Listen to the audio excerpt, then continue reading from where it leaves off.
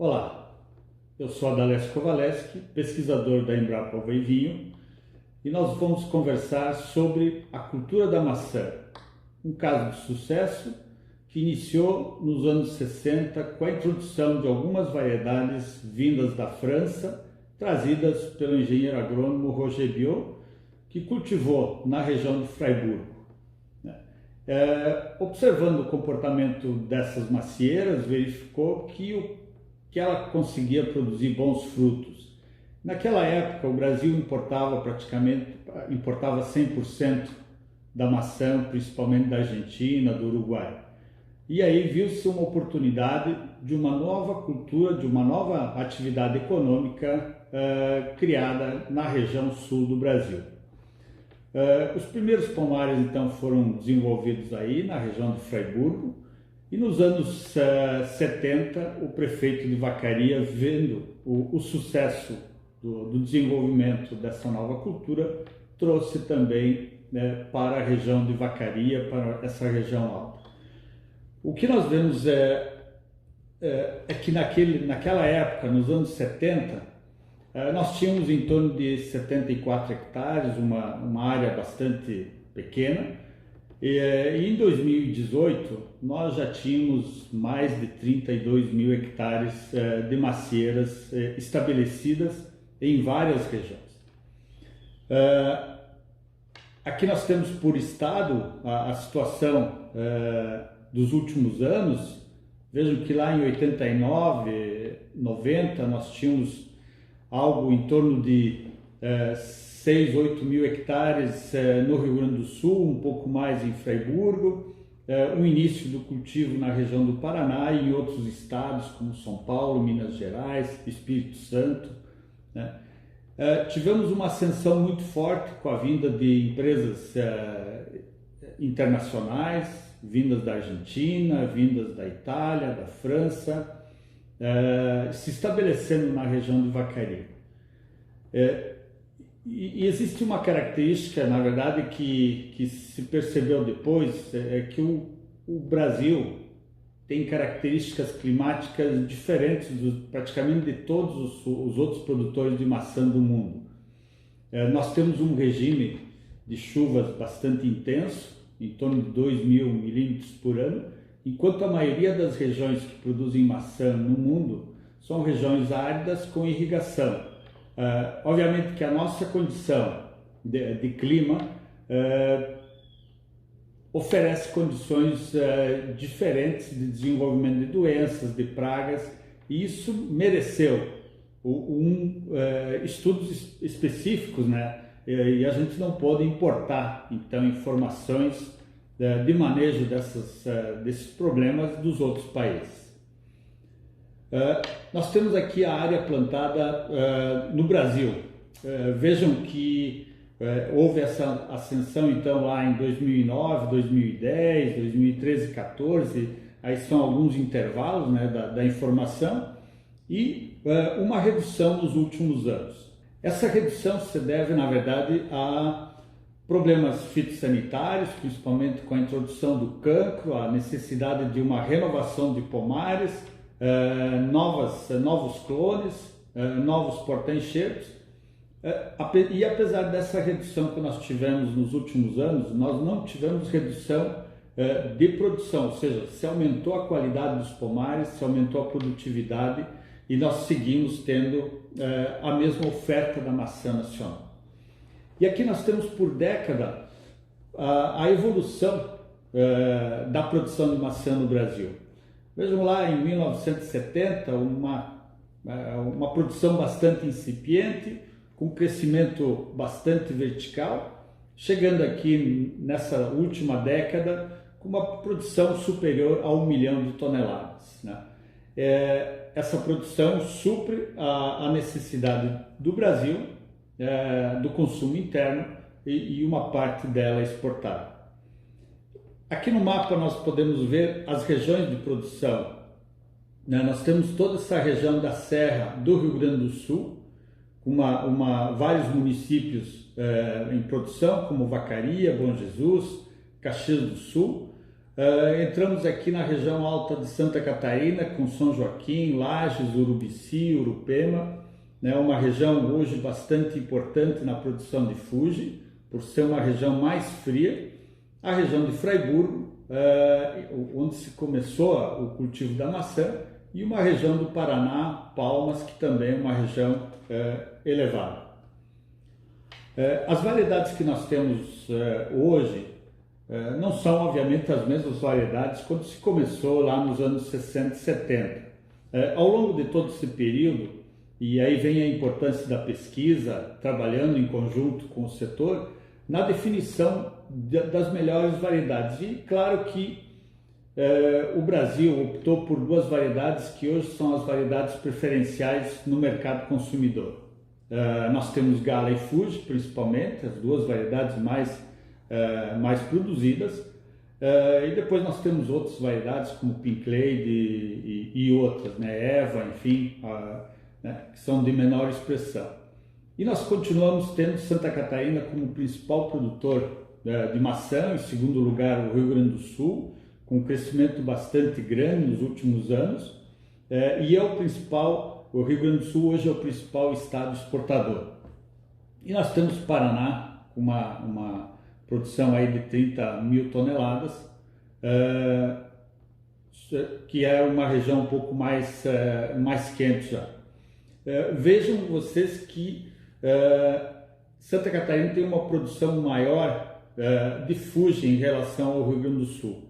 Essa maior produção de Fuji aqui realmente é a região de São Joaquim, que se caracteriza pela produção de Fuji de melhor qualidade, pela maior intensidade de frio que ocorre naquela região.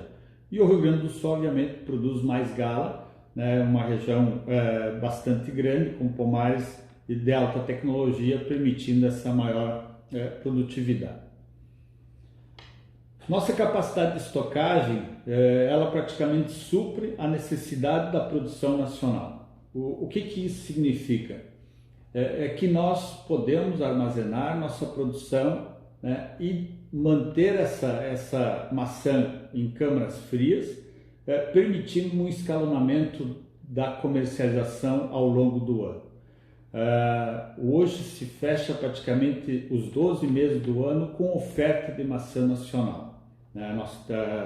Existe aí um pequeno interstício em janeiro, praticamente, onde se desocupam as câmaras, se fazem toda a limpeza, toda a desinfecção, preparando então essas câmaras para a nova safra, que começa normalmente em final de janeiro. Mas a nossa capacidade é de 920 mil toneladas, enquanto que a nossa produção gira em torno de 1 milhão e 200 mil toneladas. O destino dessa maçã é basicamente mercado interno, 80% é o consumo dessa fruta in natura, gira em torno de 5%, 10% para exportação, em diversos mercados, mercados da Europa, mercados asiáticos, e uma parte vai para a indústria, principalmente para a produção de sucos de maçã. Dentro desse mercado da maçã que nós chamamos mercado nacional, então nós temos a produção total em torno de 1 milhão e 300, 1 milhão e 100, né? Variando de acordo com as condições climáticas do ano. Um ano existe mais inverno, com produção melhor, com melhor frutificação. Existem anos com problema de chuva de pedra, né, com granizos. Então uma parte pode ir para a indústria, uma parte vai para a exportação. E importamos ainda uma quantidade pequena, né, já em relação àquilo que se importava nos anos 60, 70, 80 ainda, né, mas ainda se importa maçã, principalmente da Argentina, do Chile e no segundo semestre da Europa. E nós temos um total de oferta aí de fruta fresca.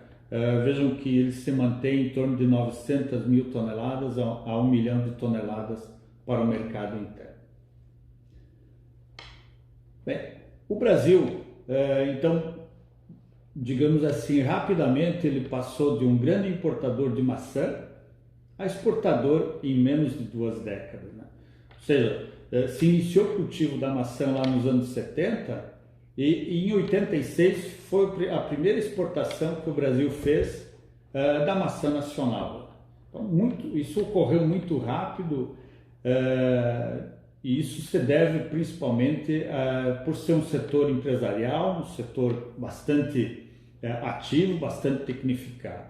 E nós temos aí uma lista de países para os quais o Brasil exporta maçã hoje, né? Ou exportou ou exporta, né? Para mercados bastante exigentes, né? Supre escolas, por exemplo, do Reino Unido, né? Enfim, países bastante exigentes como a Alemanha, né? Que exigem níveis de resíduos, principalmente muito baixos, e o Brasil consegue atender essas demandas desses países. Aqui nós temos os principais países produtores de maçã.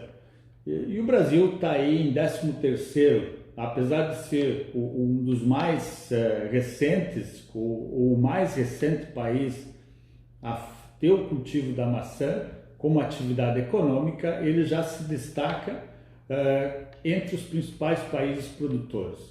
Nós temos aí a China com uma produção extremamente elevada, né? Depois Estados Unidos, Polônia, Turquia, Irã, como os principais países, mas o Brasil já se destaca e principalmente se destaca pela qualidade da maçã, pela tecnificação que as empresas, os técnicos brasileiros seguem.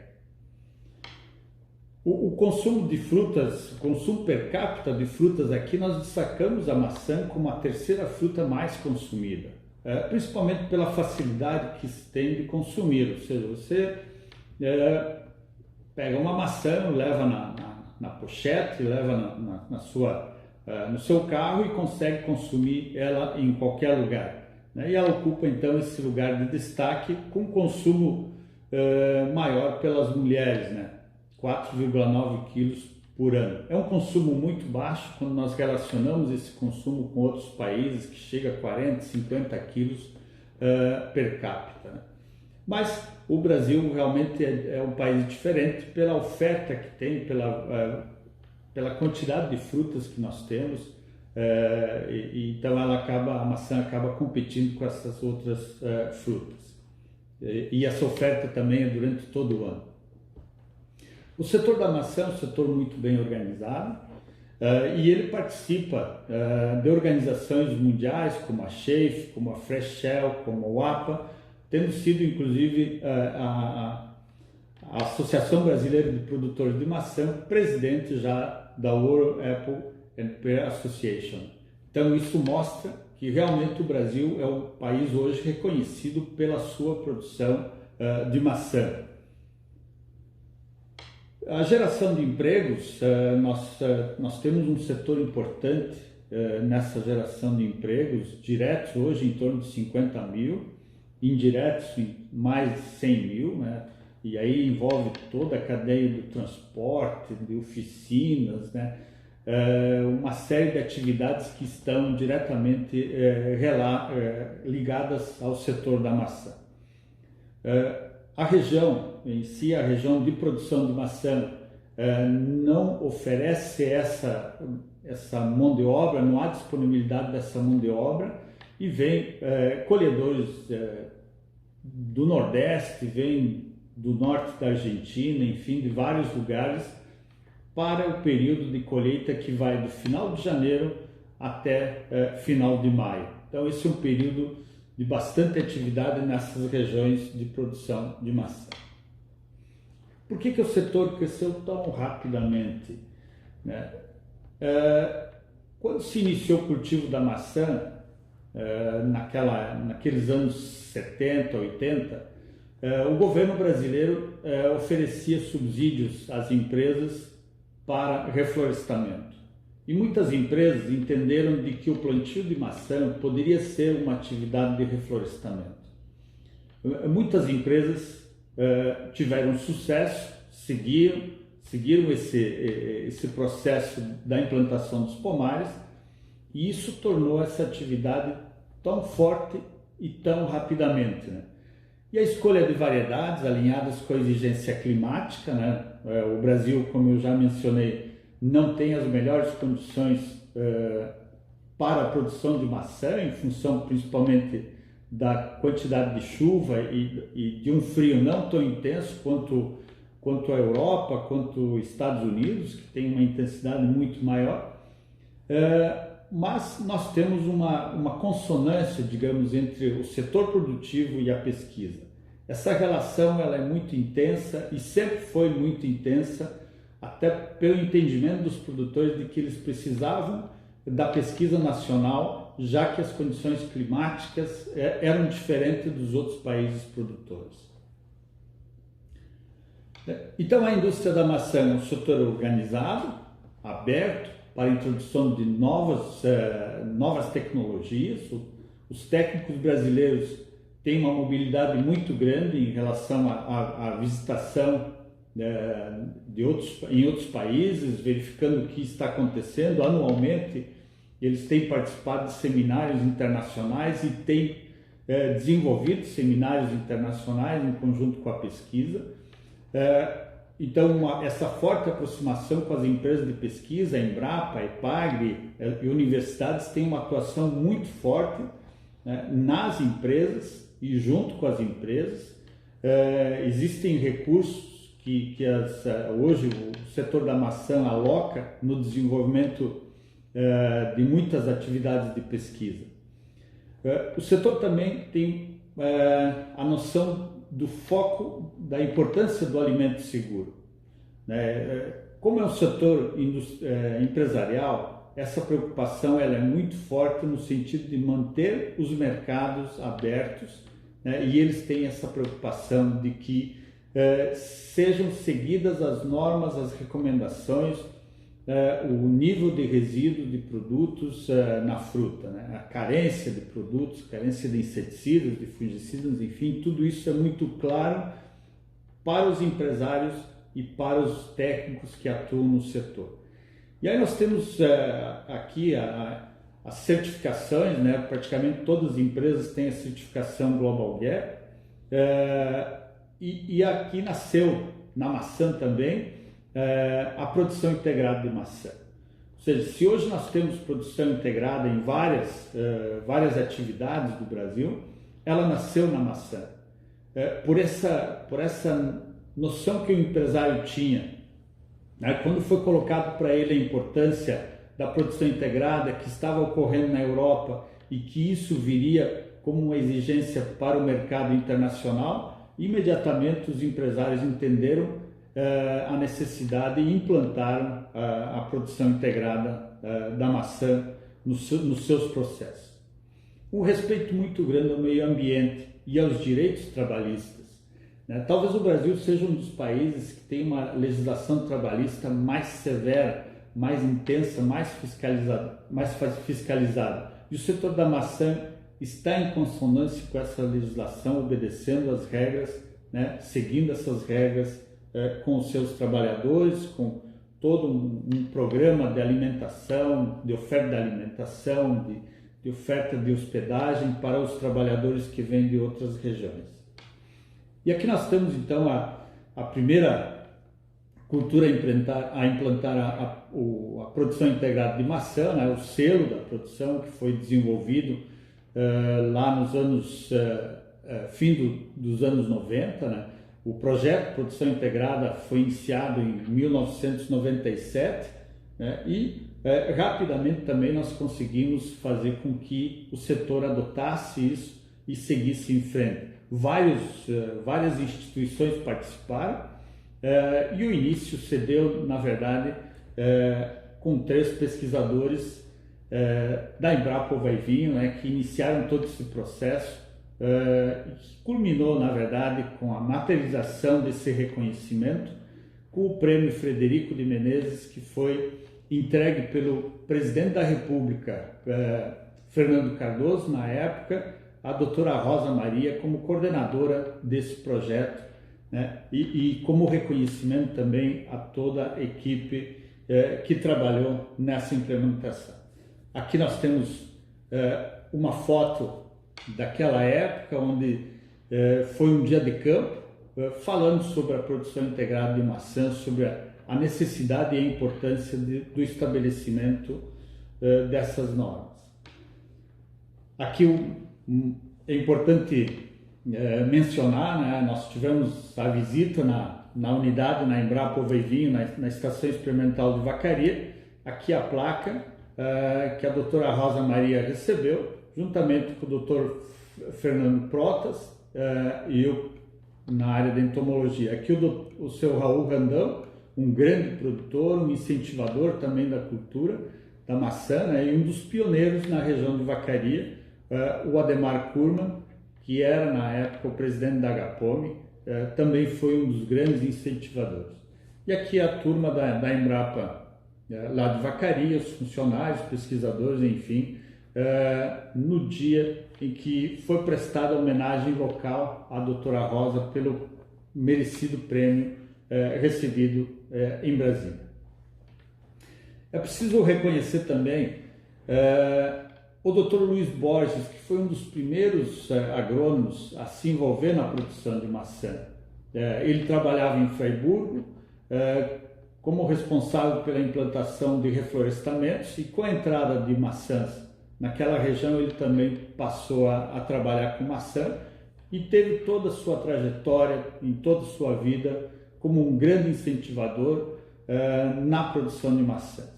Foi presidente da Associação Brasileira por muitos anos, uma pessoa extremamente batalhadora, né, e que merece o reconhecimento do setor e da pesquisa pelo seu empenho. Aqui nós temos 4 pessoas que mencionamos como importantes no estabelecimento da cultura na região de Vacaria. O Dr. Marcos Palombini, que era prefeito naquela época, nos anos 70, no final dos anos 70, o seu vice-prefeito Enor Ângelo Mesari, que era um agrônomo e na época ele trabalhava no Banco do Brasil, então também sabia a importância do estabelecimento da cultura, e o Genor Mussato, que é um incansável agrônomo, trabalhador no setor da maçã, e naquela época ele era secretário da Agricultura de Vacaria. E o Dr. Edi, Dr. Edi era o chefe da Embrapa de Pelotas nos anos 80, e através desse intercâmbio entre a Prefeitura de Vacaria e a Embrapa de Pelotas é que nasceu a Estação Experimental de Clima Temperado em Vacaria, que lá existe até hoje, com atividades muito fortes no início dos anos 80 com o pessoal do Pelotas, e depois formando um quadro fixo em Vacaria. Nós temos aqui uma atividade extremamente importante, um resultado importante, e que foi um resultado de um esforço conjunto entre o Ministério da Agricultura, entre a Embrapa e o setor da maçã. Nós temos a primeira praga erradicada do Brasil, a Cydia pomonella, uma praga importante no mundo, foi introduzida nos anos 90 no Brasil, e graças ao empenho, e aí eu menciono novamente a importância do Dr. Luiz Borges, de entender a necessidade de se organizar um programa e se fomentar um programa de erradicação de uma praga. Vejam, nos anos 90 se falar em erradicar uma praga era uma coisa muito difícil ainda de entendimento da grande maioria das pessoas.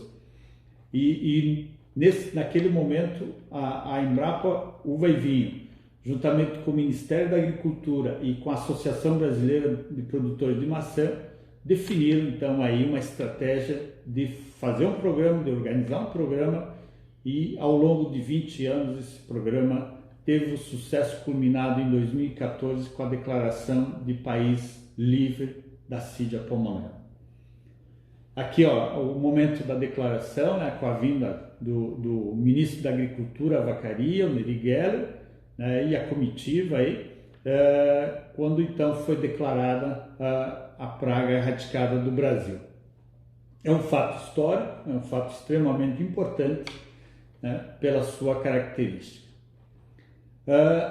Alguns projetos da Embrapa desenvolvidos nessa consonância entre o setor e a pesquisa lá nos anos 80, 90, como a nutrição da macieira, a poda e condução, porque não se conhecia praticamente nada do comportamento das plantas aqui no Brasil, o manejo de doenças, tanto da parte aérea quanto do sistema reticular, né? Tínhamos muitos problemas de podridão de raízes, e aí a doutora Rosa Maria desenvolveu todo um programa de controle dessas podridões através de fungos antagônicos do tricoderma. O manejo de pragas, do ácaro vermelho, da mosca das frutas, né? Por exemplo, os principais produtores de maçã têm a assídia como praga-chave. E nós, no Brasil, temos a mosca das frutas pela abundância que nós temos de frutas nativas, e que a região onde se cultiva a maçã é uma região com bastante áreas nativas, o que oferece então uma possibilidade da multiplicação da praga e a sua dispersão para as áreas comerciais. A fisiologia de pós-colheita também, porque nós naqueles anos 80, 90, nós definimos por variedades que ainda não havia muita informação sobre a sua fisiologia de pós-colheita, sua armazenagem, né? Então foi feito todo um trabalho específico para as variedades Gala e Fuji, né? Iniciando aí em atmosfera convencional e depois partindo para atmosfera controlada. E hoje nós temos então essa capacidade de manter fruta por 12 meses com características bastante adequadas para consumo, com suculência, com crocância, né? Enfim, toda essa qualidade do consumo. Ainda naquela época, e com o próprio projeto da CIDIA, foi entendido de que com uma praga nacional, a Bonagota cranaodes, uma lagarta enroladeira, houve uma proposta do setor sobre a possibilidade do desenvolvimento de um feromônio. E foi um dos grandes projetos em que o setor financiou. Eu me lembro que o setor colocou naquela época em torno de 100 mil dólares, hoje em torno de 500 mil reais, para o desenvolvimento de um feromônio para o manejo da praga lagarta enroladeira. Foi montado um esquema juntamente com a Universidade de Viçosa, com a Universidade de Alnarp, na Suécia, e em 6 meses a Embrapa, juntamente com seus parceiros, entregou a tecnologia ao setor. Naquela época isso significava perdas em torno de 20, 30, 40%, e hoje o setor tem danos aí em torno de 1, 2%, graças ao manejo adequado da praga. Também naquela década de 90 iniciava o programa de erradicação da CIDIA, que culminou então com um sucesso de declaração de praga erradicada em 2014.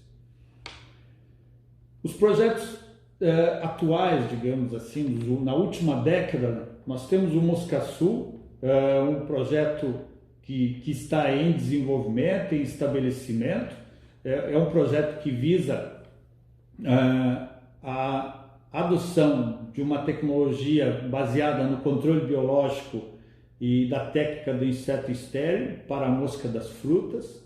O desenvolvimento de feromônios, ferramenta importante para o manejo, principalmente de uma praga introduzida, a Grafolita molesta, que é importante hoje nos pomares do sul do Brasil. A fertirrigação é um projeto que tem mostrado a importância, a necessidade de se fazer a irrigação, porque apesar de nós termos uma intensidade de chuva, essa intensidade de chuva ela não é regular, e a macieira exige a disponibilidade de umidade, a disponibilidade de água em períodos principalmente da floração, frutificação, né? E muitas vezes nesses períodos nós temos a falta de chuva. Então vem aí essa esse projeto justamente para mostrar a necessidade do produtor investir em irrigação. Biobeds, né, com toda a evolução da preservação ambiental, né, é algo que o setor vem olhando já para a adoção, para a implementação, assim como a agricultura de precisão, né, que é algo que se fala no momento, seja qual for a atividade, hoje se exige a agricultura de precisão. O cancro europeu é uma doença que foi introduzida nos anos 90 também e que na última década teve uma expansão bastante grande e que o setor entendeu a necessidade de se fazer um programa de remoção dessa doença, de diminuição do seu impacto no cultivo. E ela realmente, quando se vê aqueles gráficos da redução de área, foi responsável por uma grande redução de área, pela remoção de pomares mais antigos, pela dificuldade de controle do cancro europeu. O manejo da macieira sob tela antigranizo, né? Nós temos esse evento muito rotineiro na região de produção, principalmente a partir de novembro, com perdas bastante significativas, exigindo então a proteção desses cultivos com tela antigranizo. E hoje não se admite mais implantar um pomar com toda a tecnologia, com todo o custo que existe, sem que tenha uma proteção contra o granizo. E esse é o trabalho que exige um estudo muito intenso, porque há uma mudança forte da fisiologia da planta sob a tela antigranizo e tem todo um trabalho, um estudo da interferência dos vários tipos de tela que existem sobre a fisiologia da planta. E claro que aí também interfere a questão de ocorrência de doença, ocorrência de pragas, né? O trabalho das abelhas, né? Nesse contexto. Então, esse é um trabalho novo, um trabalho moderno, mas que já está muito avançado. O melhoramento da pereira é um trabalho bastante intenso que a Embrapa vem fazendo, porque hoje 90% a 95% da pera consumida no Brasil é importada. Assim como a maçã lá nos anos 60, 70, a sua totalidade era importada, nós temos essa situação ainda da pera, né? E por isso que nós precisamos desenvolver alguma variedade ou alguma seleção adequada às nossas condições climáticas. O raleio é uma atividade de pesquisa permanente, né? Com produtos, enfim, que possam reduzir a atividade da mão de obra. Hoje um dos grandes custos da produção de maçã está na mão de obra e existe toda essa atividade da agricultura de precisão, do raleio, enfim, visando a redução da mão de obra. A Embrapa também vem desenvolvendo pequenos frutos, já que a região onde se produz maçã é adequada para pequenos frutos, como amora, framboesa, mirtilo, né? E que pode ser uma atividade de diversificação, principalmente para os pequenos produtores de maçã. E nesse contexto vem a praga Drosophila Suzuki, que é uma praga principalmente de frutos pequenos, como amora, como framboesa, como morango, causando danos bastante significativos. E aqui nós vemos algumas imagens dessa qualidade dos pomares, dessa alta tecnologia que o setor implementa, né, que o setor desenvolve, né, uma foto aqui com a nossa condição climática, aqui num ano de nevasca, né, e aqui nós vemos a qualidade dos pomares. Aqui é uma máquina que favorece a colheita da maçã, também dentro desse foco de que nós precisamos reduzir a mão de obra. Hoje toda a colheita é manual ainda e há uma necessidade de um grande número de funcionários trabalhando para fazer frente a essa colheita. Aqui uma imagem da cobertura dos pomares. Nós vemos aqui, esse é um estudo desenvolvido em conjunto com a Embrapa, né? Onde se avalia o efeito das diferentes coisas sobre a fisiologia da planta. Então, é algo novo, em que o setor aposta, mas precisamos chegar àquilo que causa menos efeito à cultura, que causa menos problemas de manutenção, que mantenha-se a qualidade da planta, mantenha-se a qualidade da fruta, né, mas com proteção contra o granizo. Eu quero agradecer a todos vocês que assistiram a essa apresentação e me coloco à disposição para alguma eventual consulta. Muito obrigado.